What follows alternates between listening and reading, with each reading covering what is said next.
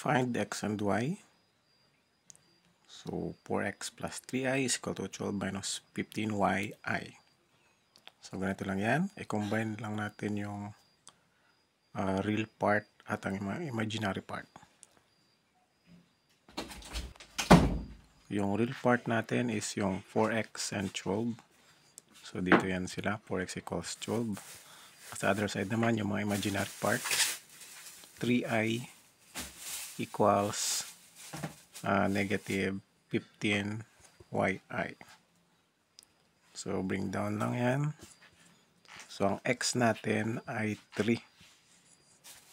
Dito naman, so negative 15i, negative 15i. So cancel.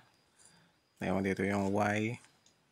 So cancel yung i. So ang natira ay negative 1 over 5.